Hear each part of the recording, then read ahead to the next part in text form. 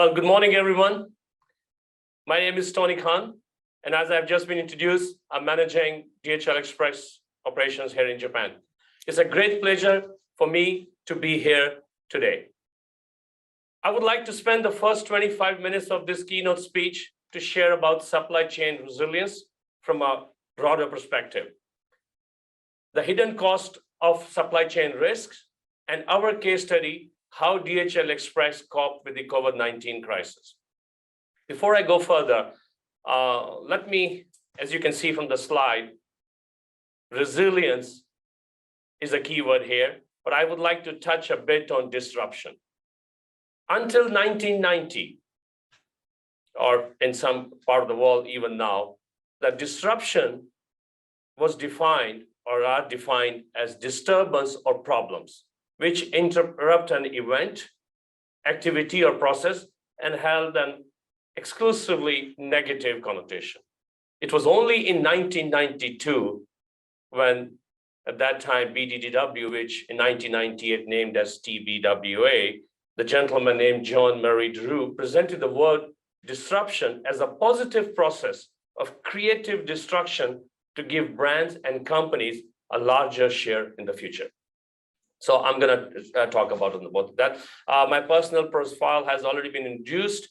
34 years and 8 months actually in this job. I started in April 1988, so very soon I'm completing my 35 years. I have not done any other job. This was my first job, and that tells you a lot about DHL, that I have served in many countries, but here we are, I'm in Japan. Japan is my third posting in my entire career, and I'm glad to be back here since 2020. The moderator introduced me about my key achievements, but let me also mention about my key challenges or the crisis which I have been through. 1995, I was head of Japan managing operations when earthquake in Kobe struck. The first thing was how we get on the ground and manage that. When I thought I had been through the experience, in 2003, I was heading China country where SARS struck. And I had the responsibility to look after not only our people, but our customers as well, who were depending on us. 2003 was over. I was managing Japan in 2011, sitting in our distribution center when the biggest earthquake, which happened probably once in 1,000 years, struck, and we had a fear of tsunami as well as radiation. We had our facilities exactly in the same area, Fukushima. The first thing in my mind that time was safety of our people, which is very important to all of us here in DHL, and of course, the customer connectivity. I thought I had been through enough in life. I was moved to Hong Kong in 2013, and in 2018, guess what? The Hong Kong riots came aboard. I was managing the airport global hub at the Hong Kong airport, where we had a difficulty to even go to the office or fly out of Hong Kong with our shipments. So you would probably guess it's enough to talk about that, but here we are in January 2020. I was asked to move to Japan from January 1st.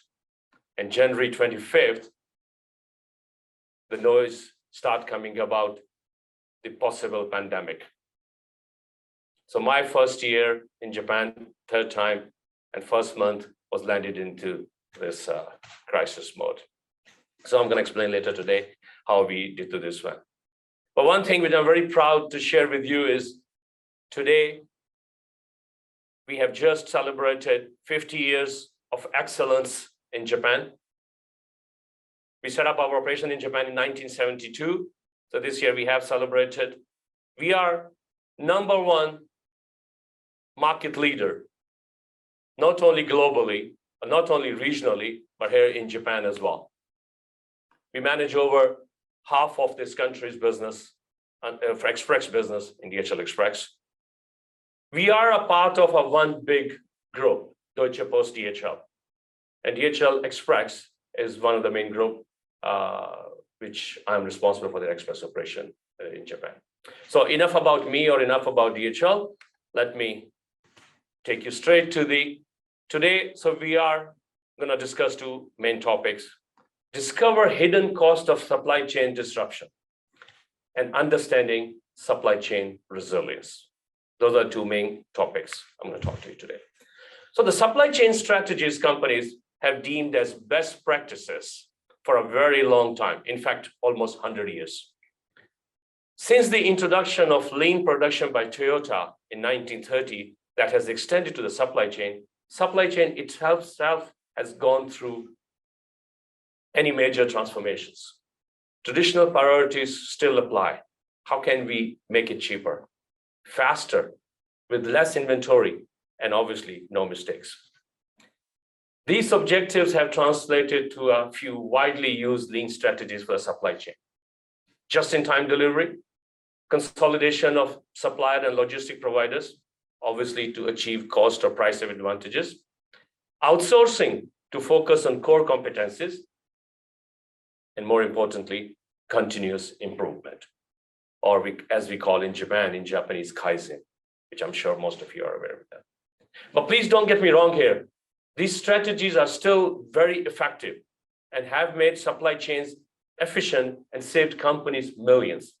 But no strategies in the world comes without a drawback. And companies know these drawbacks. They have occurred multiple times in the past, just in smaller scale. With individual companies and individual countries, here are some examples. I'm not going to go through one by one in detail, but I will pick up one, which I'm sure all of you are aware. In 2020, the Brexit. The Brexit geopolitical move created implications on how manufacture, source, transport, assemble, price their products, and make them consumer available. That was a very big challenge, which disrupted the real supply chain globally. If that was not enough, in 2021, the Ever Given ship being struck for nearly a week in the Suez Canal, delaying cargo shipments and creating a huge congestion. It temporarily stopped 369 ships from passing through the canal and delayed an estimated whopping $9.6 billion worth of trade each day. What a massive disruption that was. But when these incidents are reported, it's fairly easy to assume these are one-off incidents and will not happen to my company. But the trend is showing a different story. As the world is becoming more globalized and connected, we are having a much wider and costlier impact. In addition, macroeconomic environment is getting more uncertain. Driver and labor shortages, rising inflations in almost in every country, especially this year. Increased freight costs, a lot of reason for that, and I'm going to touch a few in the next few slides. And depleted inventory levels. You can see from the screen there are so many issues which I have picked up, but I'm sure you are more aware of many issues either in your countries or in your companies or globally, what has caused the severe disruption in global supply chain. Okay. But here we are since 2020, breakdown of global supply chain due to COVID-19, especially during the past 2.5 years. We have seen COVID-19 impact global supply chains, such as in terms of supplies and production, shutdown of plants due to government regulations, government lockdowns happened almost everywhere.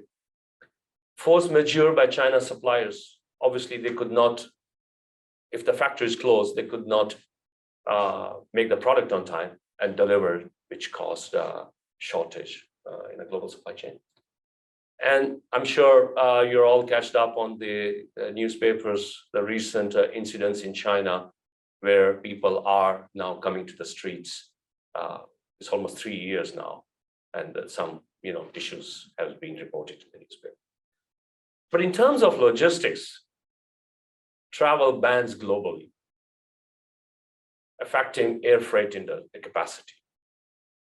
What happened is in supply chain, and I'm going to touch a base later, we do operate a huge aircrafts, fleet of huge aircrafts around the world, but we also depend a lot of commercial aircrafts to use their belly space to ship our cargo. Now, when there's a travel ban, no one is traveling, then of course the passenger aircrafts are not going to fly because their main bread and butter is the passenger, not the cargo. Increase in blank sailings, for example, cancellation of ocean routes or removal of a destination from an ocean routes, which means the pressure comes to the air freight and air freight flights were not available. But the scary part of this crisis is that there are disruptions both on a supply and demand side, both affecting each other negatively, creating a virtuous cycle. These are the general examples of how they cope with COVID-19. I have not highlighted the company names here, but the first, let's talk about increased flexibility of suppliers and logistics vendors. After the rumors spread around that there's potentially a virus spreading in China, beginning of 2020, if I remember, it was January 25 to 26, one European company started to activate their supplier BCPs to secure new supplier outside of China. Inventories. It's not about as little inventories as possible, but the right level of inventories at the right place. One European company emptied the original distribution center and moved all the products to the individual country centers a month before the infection spread out of China.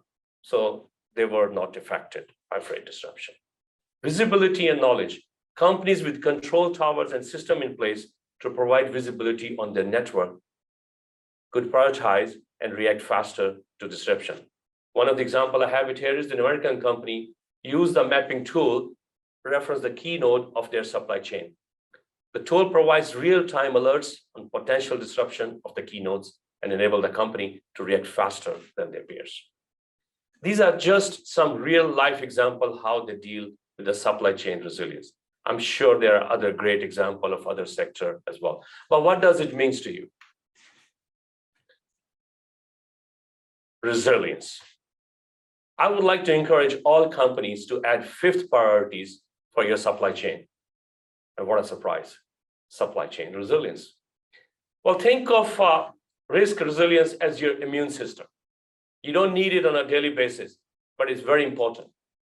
If you are strengthened by your immune system regularly, you'll be much better prepared for the next illness. And touch wood, the last 3 years, I have personally not been caught by COVID because I take care of my immune system very well. Supply chain resilience, that's only my example, all right? Supply chain resilience, how we would categorize it is based on 3 key factors. Supply chain resilience is not just one thing. It is a combination of visibility, flexibility, and agility. Just as our immune system, there's just not one way to strengthen it. If there's one thing I would like you to take from today's webinar, please take this one. So some words to these 3 factors. Visibility, to know more about your supply chain and risk exposure. Perform risk assessment, know your supply chain. How does your supply chain even look like? Where are your factories, your suppliers? What are you shipping? Where to where? Where are your vehicles links? Which raw material is critical? Which factories are producing key products? Which lanes carry the highest volume? And for example, in our industry, which airports or ports are often delayed, congested? Which logistics vendors are performing consistently below quality? The other part about visibility is access to the up-to-date information on potential disruption of these weak links. So flexibility, being able to respond to the disruption, supply chain design. For example, procurement, diversification built into contract, support your suppliers. Network design and transportation, alternate routes, distribution centers, transport partners who have good BCPs themselves, etc. Production and inventory strategy. Rather than have everything just in time, allocate critical stocks of products, ability to drive production capacities up or down. Agility. When you have the right design and visibility in place, how quick you can respond to the disruption, people, process, or system. Having BCPs in place so that when the event occurs, have emergency decision-making process and team in place. So you know who can make that decision to avoid delays in your supply chains. Just give you one quick example. 2011, I was in charge of Japan operations during the earthquake and tsunami, but I was not in charge of managing the crisis. I have named a security manager of a country who led it, and his decision was the final. Even I had to follow, and each of my management team had to follow because he was expert and we were not. So that is very important. The person who knows the process, lead and guide in that situation. Have the right system that can transmit information within the company and with your supply chain partners. All right, so this is how the COVID-19 has impacted the global supply chain. I would like to look into the case study a little more in detail. It will explain about 3 challenges which COVID-19 brought us. As you all know, the pandemic has brought challenges to the global aviation and logistics industries, resulting in enormous reduction or complete cancellation of passenger flights in most countries.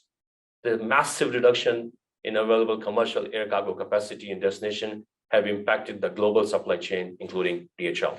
The number of flights which we could use get reduced by 30%.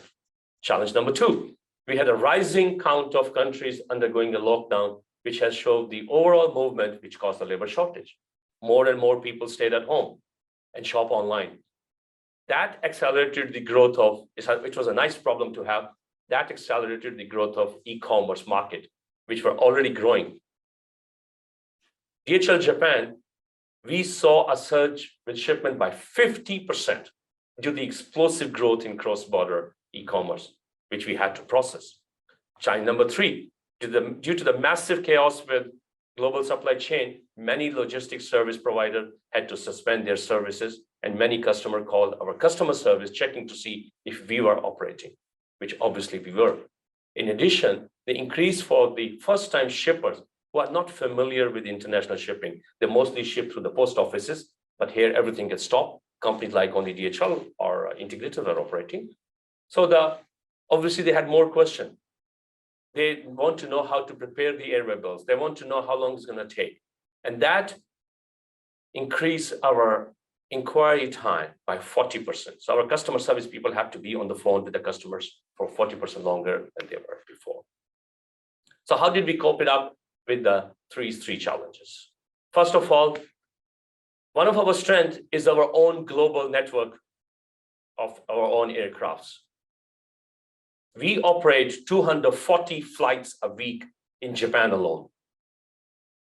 But despite all the challenges we faced, we could maintain our high service level throughout the pandemic because of our own network.